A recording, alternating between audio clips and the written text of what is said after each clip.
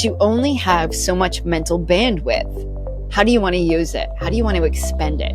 Your brain is kind of like an overprotective parent that doesn't ever want you to get hurt, doesn't want you to take any risks. The goal is to not make yourself not worry. Let's give yourself permission to worry, but make sure that you only do it for a short period of time. Hi, Edge community. I'm Amy Morin, and I am a psychotherapist, and I've been studying mental strength for just over 20 years now. And I write and speak about mental strength across the globe. My books include 13 Things Mentally Strong People Don't Do, and 5 spin-off books that are in the series. And I'm also the host of the Mentally Stronger with Therapist Amy Morin podcast. And I'm thrilled to be able to speak to you today about overthinking and how to go from overthinking to overcoming. And we're going to talk about the tools and strategies that you can use to train your brain and to think a little bit differently and to manage all of those thoughts that pop up into our heads and create a cognitive overload that makes it difficult to make decisions, makes it more difficult to solve problems, and gets in our way so we can't get anything done. So if those problems sound like you, you're in the right place. There's an old saying that says, I'm not overthinking. I'm just thinking carefully for the 475th time. If that sounds familiar, you're not alone. I've been there myself when it comes to sending an email. And I read it and reread it over and over again before I hit the send button. Or when I've already made a decision, but then I keep second guessing. Did I make the right choice? Or when I have a problem and I think if I just spend a little more time thinking about this problem, I'll come up with a better solution. But we know from the research that thinking longer and harder about a problem doesn't lead to a better solution at all. In fact, overthinking is kind of like quicksand. The more we do it, the harder it is to take action. And then when we don't take action, we just keep thinking and spinning our wheels. Ultimately, it drains our energy, takes our focus away from what we're trying to focus on. And it creates this cycle of mental exhaustion. It doesn't give us clarity, it just confuses us over time. And it prevents us from being able to focus on what actually matters. And we start to lose sight of what the problem was that we were trying to solve in the first place. But our brains are trying to solve a problem. And it thinks the more I focus on this, the better off I'll do. And the truth is, you can't stop yourself from overthinking. But the good news is, I guarantee that you can manage it. And that's what we're going to talk about today. But here's what overthinking looks like. It can be ruminating and worrying, whether we're ruminating about the past or worrying about the future. It's impossible to focus on what's going on right now in front of us. It can also involve obsessing over solutions. When there's a problem and you just keep thinking, what am I going to do? Or maybe you're thinking, there's nothing I can do about this. Or you just get stuck thinking, I don't know how to solve this problem. And finally, it can just look like we're completely emotionally and mentally drained. When you think, I don't even have the energy to make the smallest of decisions today because I'm tired. But don't worry, I have tools for all 3 of these things. And I call these things the big 3. And that's why it's so important to have actionable tools for each one of these so that you can say, when I'm worrying, what am I going to do? When I'm obsessing over a solution, what works now? And which tools work for those days where I just feel absolutely exhausted. Ruminating is when you're rehashing something that already happened. It might be a conversation that you had yesterday that just isn't going well. And in your mind, you keep thinking, why didn't I say that other thing? Or why did that person say that thing? Worrying, on the other hand, is about the future. That's when we're thinking, what if something bad happens? What if it rains when I'm trying to do something outdoors? What if nobody shows up to this thing that I'm doing? What if somebody doesn't like this project that I'm working on? All of those thoughts that run through your head actually keep you from focusing on the task that you're trying to do. Here are my 3 favorite tools that can work when you're ruminating and worrying. The first one is called schedule time to worry. Sounds ridiculous, right? As a therapist, though, this is a strategy I use with a lot of my therapy clients, but I've used it in my own life too. But I had this woman who said, Amy, I don't need to schedule time to worry. I worry all the time. I don't need to put it in my calendar. But I encouraged her to do it anyway. And this is why when you put it in your calendar, you're much more likely to do it. But also, our brains need to know that, yeah, we can worry, but we're going to worry about that later. And when you give your brain permission to worry, but you keep it contained, research shows that over time, you can train your brain to contain your worries for just a short period of time. So let's say you decide that you are going to worry from 7 to 7:15 in the evening. Whenever you catch yourself worrying about things outside of that time, you just remind yourself it's not time to worry about that yet. I'll worry about that later.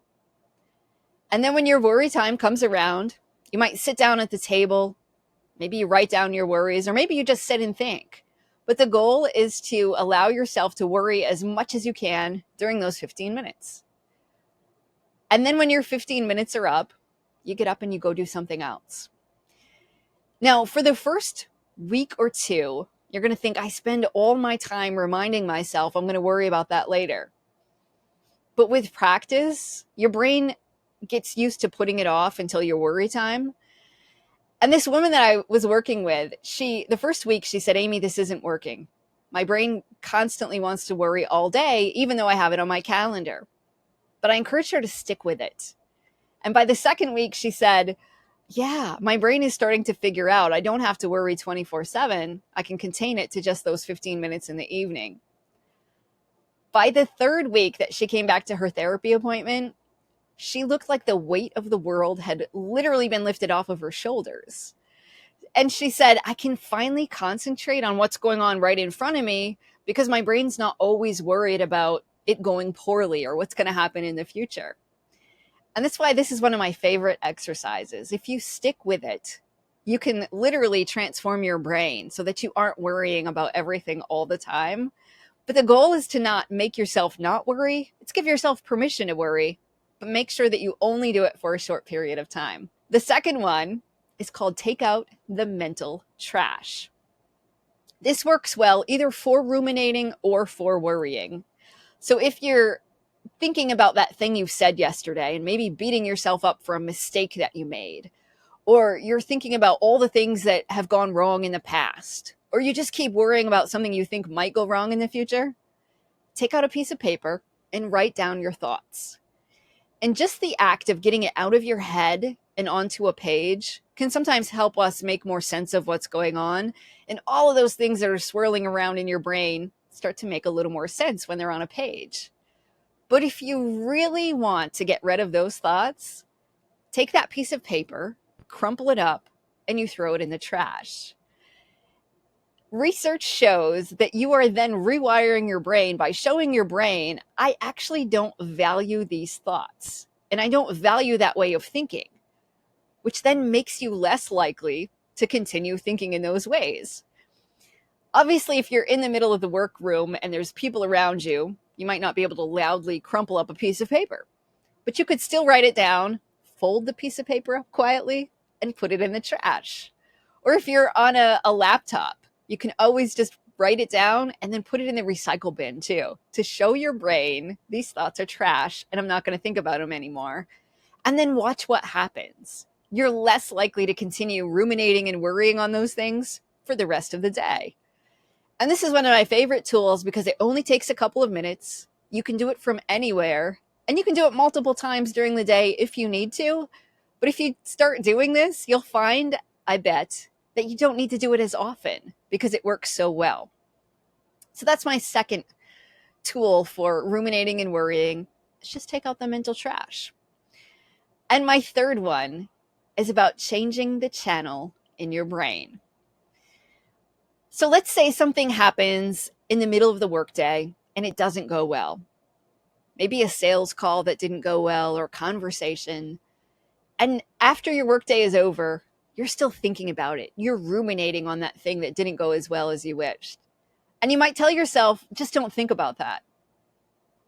But research will show that telling yourself not to think about something doesn't actually suppress the thought. In fact, it makes your brain want to think about it even more. So I'd love to take a minute right now and say, let's do an experiment in real time because I want to show you how this one works because it's so powerful. I'm going to give you a few seconds right now to think about white bears, polar bears, stuffed bears, but white bears, white bears, white bears. I'll give you 15 seconds or so to concentrate and think about as many white bears as you can. Ready? Go.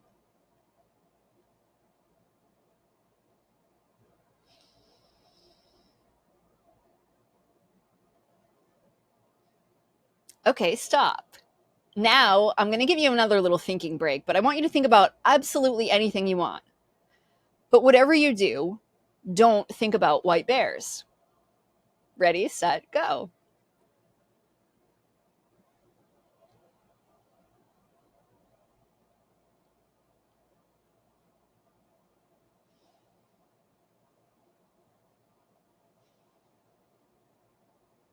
Okay, stop. One more quick thinking exercise. I'm going to give you a couple of seconds to see how far in the alphabet you can get from Z to A if you work through the alphabet backwards. Ready, set, go.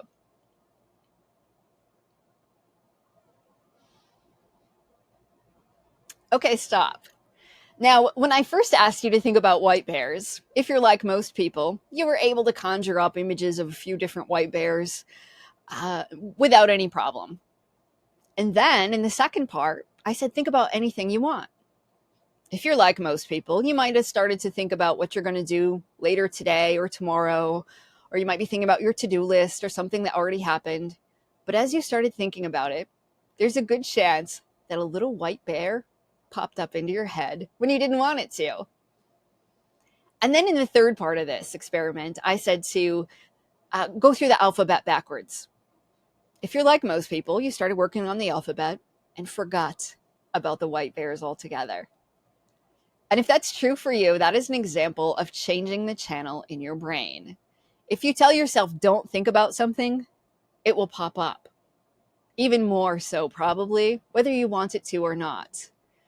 If, how, on the other hand, you give yourself a little task to distract yourself, like when you went through the alphabet backwards, there's a good chance that that white bear disappeared. So when you are ruminating on something, and you just keep thinking and thinking about it, but then you tell yourself, just don't think about that anymore, it's not going to go away. But if you give yourself a quick little task to change the channel, you can take a break from it for a bit.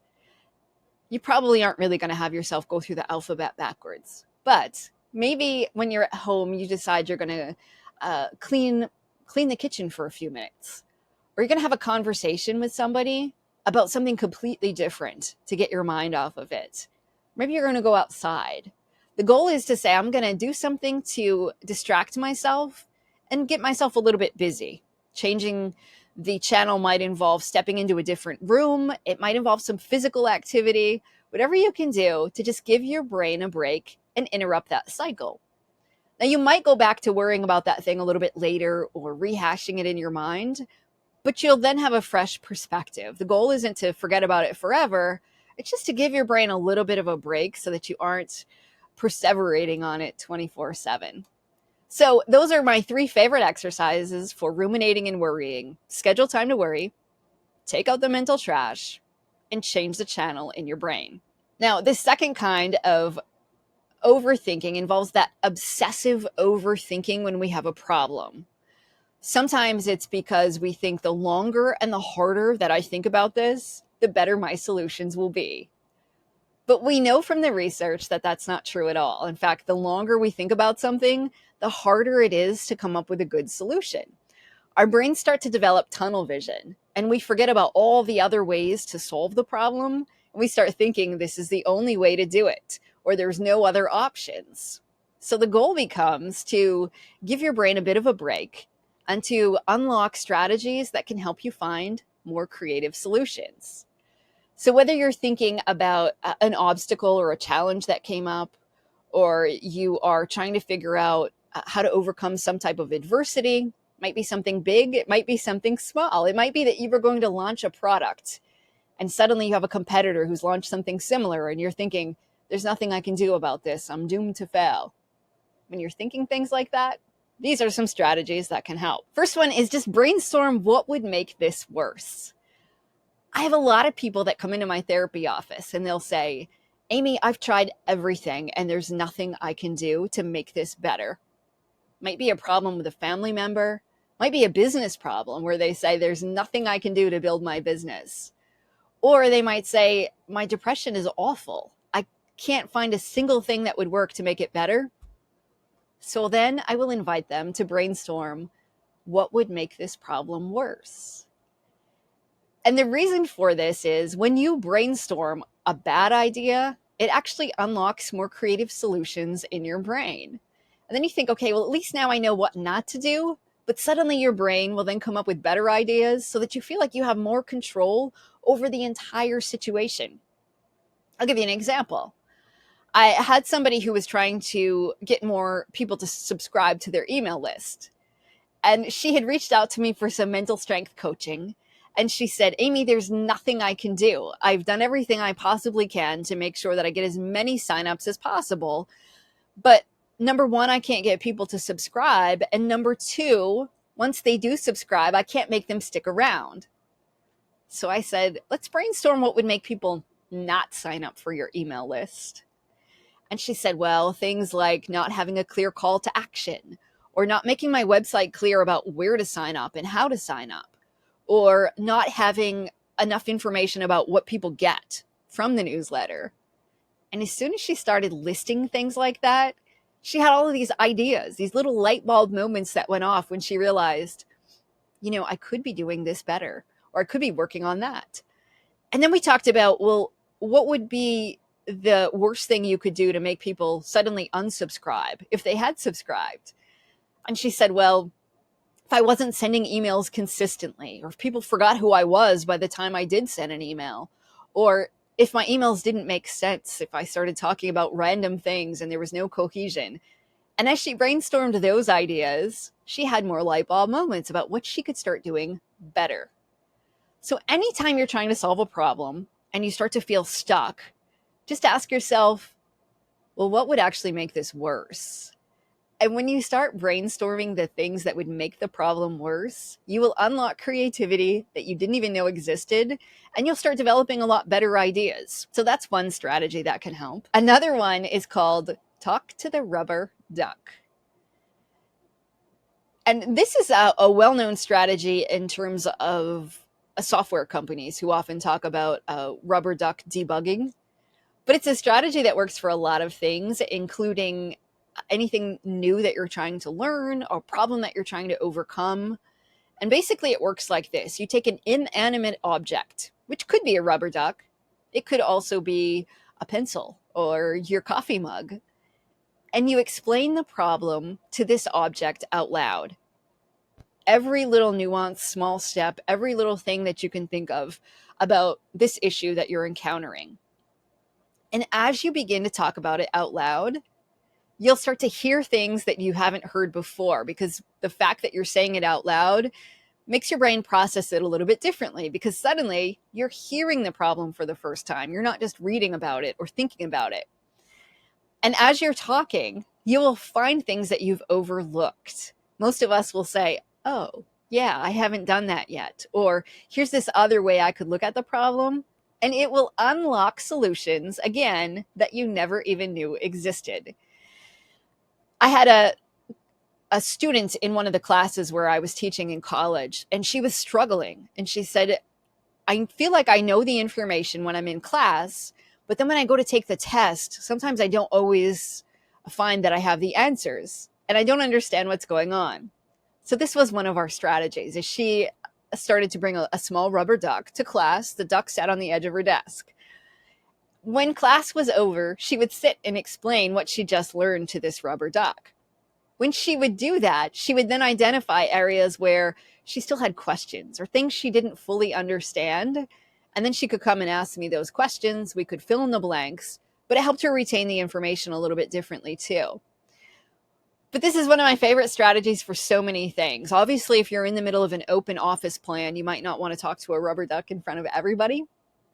But if you can find a way to be able to do this, or to have a conversation, even if you're whispering, or if you're explaining it to an inanimate object who's not going to talk back to you, because sometimes if we're talking to a coworker, they interject, they ask questions, or they start sharing their opinions, and it interrupts our train of thought. So the goal is find an inanimate object, but to make it effective, you have to get into the nitty-gritty details. You can't just say, I'm struggling with getting people to sign up for my newsletter. You have to go into all the details of what you've tried, what's worked, what hasn't, and what you're still struggling with. And as you do it, I guarantee you'll start to develop some really cool ideas, and it gets you out of that thought loop. So often we just keep thinking about the same things over and over again. This gives you a different path. So you start to come up with better ideas. So those are my two favorite strategies for when you're just stuck in that thought loop and you can't find a solution to your problem. Brainstorm what would make it worse, and then talk to the rubber duck. And finally, we all have those days where we're just emotional and we feel drained. Maybe you're so tired by the afternoon that you think, I just can't even make a simple decision about what I'm going to do after work or what I'm going to eat for lunch today because it feels overwhelming. And it would be great if we could always make all the decisions first thing in the morning when we feel fresh and we feel good. But that's not real life. Sometimes important decisions are going to come to you in the afternoon or in the evening. You still have to make those decisions. So I have some strategies that can help with that too. When you're tired and you're struggling to make a decision, one of my favorite tools is to create psychological distance.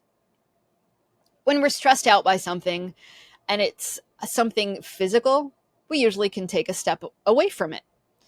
If a really loud alarm went off and I were sitting in the room, I would probably get up and walk away and figure out how to get the alarm shut off. But it would be stressful to sit next to a really loud noise. When it comes to problems in life, though, we can't always get physical distance from them. The problem is still there. It's going to follow you to the next place. So this is why you need to get psychological distance. Let's say I were struggling with a product that I was about to launch. I can't get physical distance from this problem, but I could get psychological distance. And psychological distance comes in many forms. Two of my favorites are to just get an objective view. The first one would be to say, what would I say to my friend who had this problem? Most of us are quick to be able to come up with advice for other people, but our emotions can cloud our judgment, and it makes it much more difficult to develop a solution, say when we have high anxiety or when we're feeling really sad. It's hard to think clearly. But if you can step outside yourself and say, what would I say to my friend right now? It removes the emotion from the equation, and our solutions tend to come a lot faster, and they tend to become a lot clearer as we think, all right, this is what I'm going to do. The other way is to time travel. Think about 10, 20 years into the future. If you look back on today, what decision would you hope that you had made? And when we do that, again, the decisions become a lot more clear because we take a lot of the emotion out of it. So when you can't get physical distance from a problem, get some psychological distance. And then my second strategy is to just establish a decision-free zone. We make thousands of decisions every single day. It's no wonder that we get tired and that we start to feel drained. So it's important to sometimes just set aside part of your day where you don't make any decisions. It might be 15 minutes, and maybe you go for a walk in nature and commit to saying, I'm not going to make a single decision for 15 minutes. Or maybe you decide to meditate, or perhaps you have a conversation with a friend, but you're talking about fun things. Just make sure that you set aside some time where you don't have to feel like you're under pressure to make a single decision. And the funny thing happens when we do that. Our brain is really good at figuring out problems in the background. So when you stop thinking about a problem, sometimes the background of your brain starts solving things for you anyway. So then when you come back and you say, all right, I'm going to sit down at my desk, I'm going to start making decisions again, your decisions are probably A, going to be better, and B, come to you a lot faster. And they've done research on this and found that thinking longer and harder about a problem does not lead to a better decision. In fact, what leads to the best decisions is what we call the incubation period. And this means just giving your brain a bit of a break. A 10 to 15 minute break helps you come to a better conclusion. This is why people say, yeah, sometimes an amazing answer comes to me when I least expect it. I might be in the shower. Maybe I wake up in the morning and the thing I struggled with yesterday suddenly becomes clear. And that's because we've given the front of our brain a break, and our brain works on things in the background and finds new clues. It looks for different ways to solve a problem when we're not actively thinking about it. So those are two of my favorite strategies for the days you're feeling emotional and drained. Get some psychological distance when you can, and then create that decision-free zone where you aren't under pressure to make one more decision. So those are my favorite tools and my favorite strategies, but I just want you to know that you can't make your brain stop overthinking. In fact, that doesn't need to be the goal at all. Instead, the goal can become to just manage those thoughts and to figure out which tools and strategies do I want to use. And when you struggle with it, it's not a sign of failure, or it doesn't mean that you need to think longer or harder. It just means your brain is working really hard to protect you. Our brains want to keep us safe. It doesn't want us to embarrass ourselves. It doesn't want us to make mistakes. It doesn't want us to do things that we're later going to regret. And that's why your brain is on overdrive. But the very best thing you can do is just take action to show your brain, thank you for trying to solve this problem, but I'm going to go ahead and take this step anyway. Or tell your brain, hey, I appreciate the fact that you want to rehash this mistake so I don't make it again, but I think I'm doing okay. And when you actively take steps, one small step forward at a time, we start to train our brains. I don't need to think all the time. I don't need to think about this thing for another 2 hours before I take action. I can take those steps anyway. So I encourage you to start noticing, when are you overthinking? Just pay attention to your brain's desire to spin on the same thoughts over and over, or when you catch your brain trying to focus on finding new solutions to the effect that you can't get anything done. And when you do, the goal is to just interrupt that pattern. Use one of those tools to say, what can I do right now to stop my brain from being on overdrive, and how can that help me? Because when you do that, after a while, you start to learn that overthinking isn't something you have to get rid of. Instead, it's just something that you can manage. And that even when your brain is caught in one of those loops, you can choose to take positive action anyway. And if you want more information, I just want to make sure that you have access to me. My website is amymorinlcsw.com. On there, you can find a new app that I created called Mentally Strong. You can also follow my podcast, which is called Mentally Stronger with therapist Amy Morin. And I have a book called 13 Things Mentally Strong People Don't Do. So somebody said, what's the best way to save myself from overthinking if I'm under the impression that I'm simply deep thinking? Ooh, that's a great question. Because sometimes we do. We convince ourselves that it's important to keep thinking. So sometimes you might ask yourself, am I dwelling on the problem, or am I finding a solution? Because thinking longer and harder on the problem isn't necessarily going to get us there. But you also might set a time limit. If you're trying to make a decision that really doesn't matter that much in your life, you might say, how long do I want to devote to this decision? Maybe you decide it's a 5-minute decision. Maybe it's a 10-minute one. Maybe it's one that you want to spend 5 minutes a day for the next 3 weeks thinking about. But set a time limit if you can. And when your time's up, that's a good time to change the channel and say, I'm going to focus on something else. And there's nothing wrong with deep thinking, obviously. If you are really reflecting and deep thinking, just ask yourself, is this helpful right now? And you might find, I'm learning a lot, or I'm developing some new strategies, or I'm uncovering things about myself that I never even knew. And if that's the case, keep going. But if you find that your thoughts are getting in the way, if you think, oh, I have so much to do today, but I can't because my brain's on overdrive. Or if you start thinking that you feel awful, the more you keep ruminating on that mistake you made last week, the worse you feel, then this isn't helpful. And that would be another good time to use one of those tools. So that's a good question. Somebody else says, I often find myself clueless or exhausted after I beat overthinking. Because it consumes so much of my energy. And then I'm left with no energy or struggle to find purpose to get life going. Please guide me. Yeah, of course. Our brains use up a lot of energy And to remember that you only have so much mental bandwidth. How do you want to use it? How do you want to expend it? So that would go back to recognizing when you're overthinking and then putting one of those tools into place before you allow yourself to overthink for too long.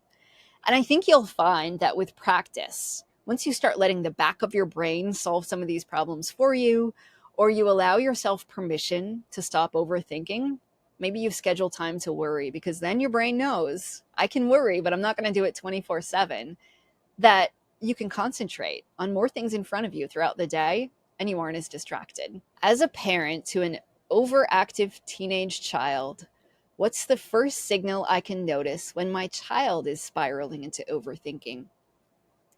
That's a good question too. So, depending on your child, you might have a child who talks a lot about their thoughts. So, some kids will be very verbal, where they ask a lot of questions, like, "What if this happens? What if that happens?"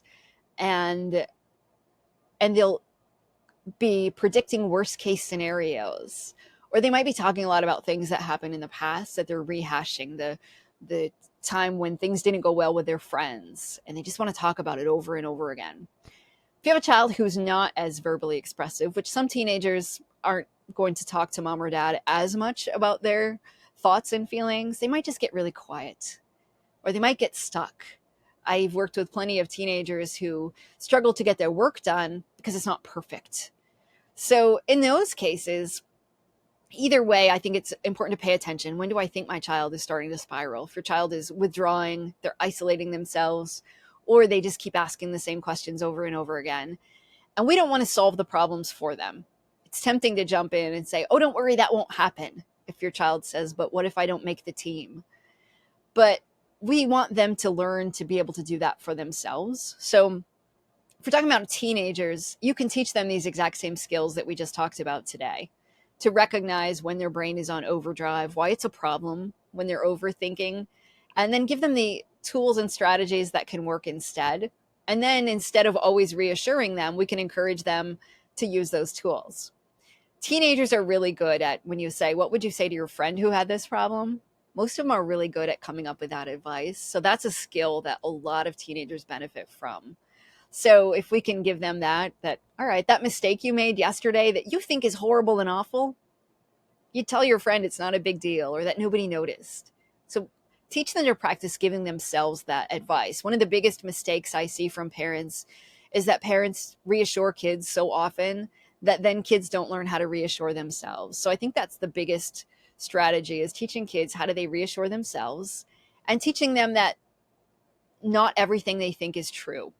Our brains have 60 to 70,000 thoughts a day. A lot of those things aren't even accurate, and they're opinions, but we treat them like facts.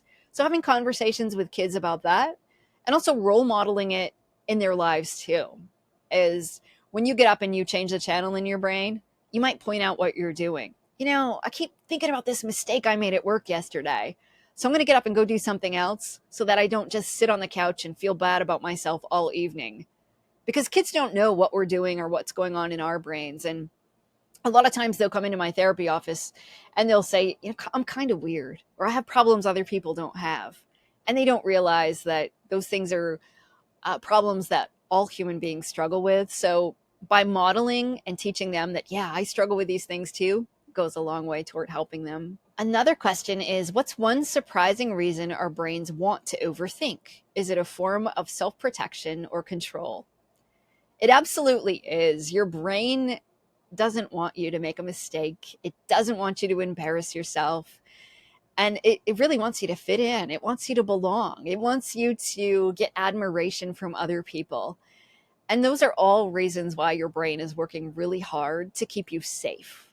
Your brain wants to make sure that you are not stepping too far outside your comfort zone, or that you aren't doing anything that's going to offend people. And that's why sometimes it's hard to send that email. We don't want to offend anybody, or we don't want to get fired because we sent a bad email. We want to impress people because we want to fit in. But your brain is kind of like an overprotective parent that doesn't ever want you to get hurt, doesn't want you to take any risks.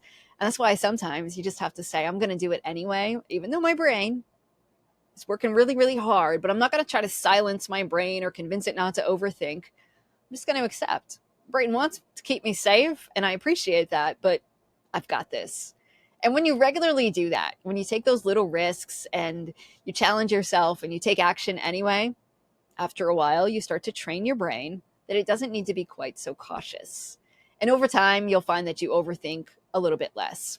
Another question is, do you think social media, with its comparison traps and constant stimulation, is rewiring us to overthink more? I do. The algorithms on social media are designed to keep us coming back. And of course, one of the best ways to do that is to convince us that we should compare ourselves to how other people are doing. And because of that, we think, I have to go back and check. Am I doing well? Am I struggling? Am I behind? Is somebody else better than I am? And it works because it keeps people going back to social media. So I do think that that's a huge issue. Also, the amount of news that we're bombarded with is also taking a toll on us. It used to be that people might watch the news in the evening for 20, 30 minutes. People would turn it on the TV. Maybe you read the paper in the morning and read the news in the evening. We know that consuming news elevates our systems, releases more stress hormones in our bodies. Our bodies get into a fight or flight mode. And it takes about 20 minutes to calm down after we've read the latest headlines or we've watched the latest news programs on TV. That wasn't such a bad thing when we only consume the news maybe once or twice a day. The problem is now is we have access to the news 24/7, which means for a lot of us who are consuming news by picking up our phones or we're checking our email or we're always looking at social media where there's all these stories going on, it keeps our bodies in a heightened state of alert for a lot longer. It can create a lot of stress. It can make us feel like we're just overloaded with way too much information. And it's true, we're bombarded with so much that our brains struggle to sort those things out or to figure out what's important. It's constantly trying to filter all of those things to figure out what do I need to concentrate on right now. So I think one of the best things we can do is set some limits on social media, set limits on how often we're consuming news, and to be proactive about giving our brains a break. It might just take 30 minutes in nature every once in a while to help calm down our system and to remind ourselves that we don't have to be on all the time. It's okay to give your brain a break, and you can still learn and appreciate new things without always feeling like you're informed 24/7. And obviously moving our bodies is so important, and being mindful of what we're eating, and all of those things certainly help our brains and our bodies function at their best.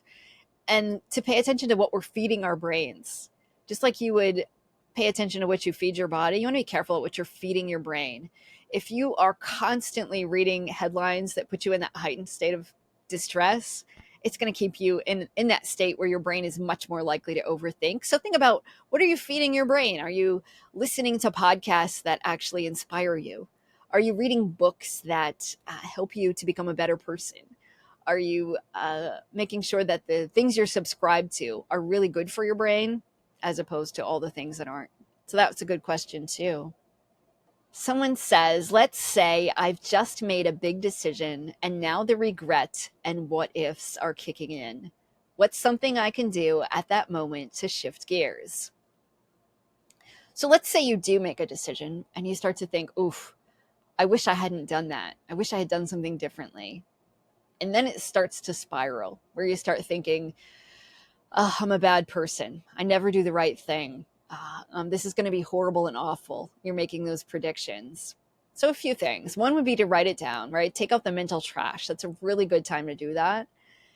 And what you might also do is to focus on the lesson learned instead of beating yourself up so that you can do better next time.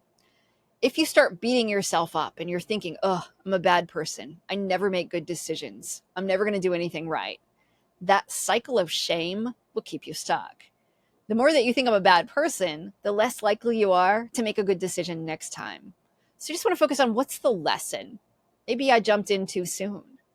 Maybe I made the best decision with the information that I had, but I just didn't have enough information. Or maybe my emotions got the best of me. I was so excited about this idea that I forgot to look at the potential downside. Focus on the lesson, take out the mental trash, and then maybe give yourself permission to worry about it later. So if it's something that you just still can't shake, maybe schedule time to worry. It's okay, I'm going to continue to worry about this, but again, I'm going to contain it to that 15 minutes a day so that I don't spend 24 hours a day beating myself up or thinking about all the what ifs. So somebody else says, sometimes we overthink because we're afraid to act. What would you say to someone who's stuck in that fear action loop? I would say to take a small step. So often we think we have to have all of the answers figured out before we do anything to move forward. Or we think if I don't have enough information, then somehow things are going to fall apart. So we might spend endless hours researching, thinking if I just had that one piece of information, things would make sense. There's never really one right answer to a problem. There's a million ways to solve something. There are so many different opportunities out there. And the truth is that we never really know what we're going to encounter until we get there. So part of it is learning how to have confidence in yourself, that to an extent, you'll figure it out as you go, and just reminding yourself of that. And then remembering that you don't have to have all the steps, but today you can take just one small step. And when we focus on those micro goals, it can be helpful to give us the courage to take action. And sometimes we have to talk ourselves into it too. So if you have something that you really want to do, maybe you want to apply for a different job, maybe you want to start your own business, but it's fear that's holding you back, write down a list of all the reasons why you want to do that thing. And it might be, this would help my life, I would make more money, I would be happier, whatever it is. Come up with as many things as you can, and then figure out what's one small step I could take and why should I take that step. And then read over that list of all of the reasons why you want to do it. And that can give us courage. When we have courage, we can take action. You don't have to get rid of all the fear, but you can celebrate your courage and say, all right, I'm going to take this one small step and here's how I'm going to do it. And here's how it might look. Somebody else says, can we train our minds to think less or lighter in high pressure moments, like before a big pitch or a tough conversation? If your brain is constantly thinking about all of the ways you might mess up, all of the things that could go wrong, and it's getting in the way of your performance, which it often does. If I were to get on a sales call and I'm beating myself up about the last sales call that didn't go well, and I'm imagining all the worst case scenarios, it actually can increase the chances that I'm going to mess up right now because my brain's not here in the moment. It's thinking about all of the other places and things that might go wrong. Sometimes it's helpful to come up with a short little mantra to repeat to yourself, like, I've done this before, I can do it again. And that will drown out a lot of the negative thoughts, but it also gives you that boost of confidence right when you need it the most. So your phrase might be something simple like, speak confidently. And maybe before you make that phone call, you just say, speak confidently. And you repeat that to yourself a few times. And when your brain starts thinking about all the things that could go wrong, come back to that phrase and repeat it to yourself. And something you might do too is right before a really important moment. Sometimes we want to cram our notes, read over everything we can, but that actually creates a state of frenzy where we're telling our brain, like, I just still don't have enough information, so I have to read over my notes again, or I have to flip through this notebook so I make sure that I have everything I need. That's actually not what you want to do. Instead, you want to remind yourself, I have the skills, I have the tools, and I have the knowledge.